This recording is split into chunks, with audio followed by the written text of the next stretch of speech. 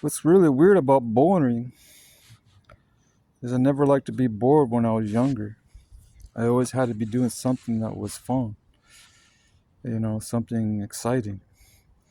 Now I actually enjoy just chilling out, and observing nature, especially wildlife. I love wildlife. I love birds. I love cats. I love dogs. I love horses. I love giraffes, rhinoceroses, and hippopotamuses, all of them. I even love insects, bees, roaches, and reptiles. Lizards, amphibians like frogs, fish even. I have a sympathy for fish. Even though I used to be a fisherman, now I'm like, wow, these are living entities. These are living, breathing, live creatures, and they have feelings. Even fish have feelings. Do you know that they have eyeballs? They have noses. They have gills. I don't know if they have noses. Yeah, they got noses, but their noses are different than our noses. Their noses are like sonar. Especially sharks, they send out radio signals from their snout, just like bats. But anyway, yeah, it's pretty interesting how God created all these different creatures.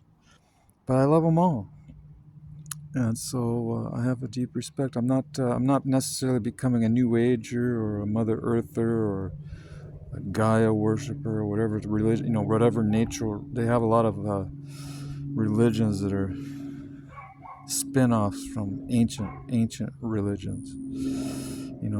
They used to have shamans and sorcerers and wizards and all that back in ancient times, magicians, and they were really into the observation and the manipulation of nature. And I believe they were able to do it in reality. I believe they were connected somehow. They figured out the formula of how to connect with the earth and alter it to their own, whatever they were trying to do.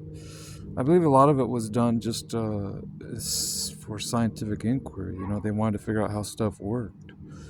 So they tapped into the they figured out that we were connected to the earth. They figured out that we were connected to the universe through electromagnetic pulses. Our bodies are electrical, and we have to be careful that evil, especially in our modern technological age, that evil doesn't prevail, over it, because they can do really bad things to people, yes, by manipulating natural technology. There is technology that was already here. We invented the radio, we invented antennas, we invented receivers and transmitters and transformers. But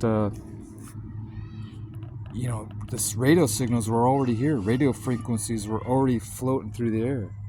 There's multiple different signals, different frequencies, different wavelengths. And what we did was I don't know how we did it, but we figured out how to tune into it. And now we can use our own voices to broadcast, through these electrical, mechanical instruments called radios or telephones or CBs or whatever, walkie-talkies. We can do that, talk to people long distances. But man, maybe people were already able to talk with each other. They just didn't have an audible. Although maybe they did. Maybe they did hear each other. They just had to get on the same frequency, like the same channel. They figured out. Look at the postures of the Egyptians, how they hold their hands and everything, how they communicate with just looking at each other. It's almost like they understand each other. So it's like they figured out how to tap into the same channel, the same frequency, where they could know what each of each other was thinking or saying. They could communicate with each other, kind of like Star Wars. Remember when Luke was calling out to Leia when he was hung up on that antenna on that Cloud City. She heard Luke's voice in her mind, and she said, to the Lando Calrissian to take the Millennium Falcon to pick him up to rescue him. I believe they had mental telepathy in ancient times, and we still do. But I'm sure they made a business out of it, the ancient Egyptians. Just like they do now. They want to make a business out of it. They want to profit off of technology, of course. That's what keeps us moving forward. There's got to be some incentives. No one's gonna try really hard at something unless they're compensated for their time and energy. That's how it works. That's how the business works.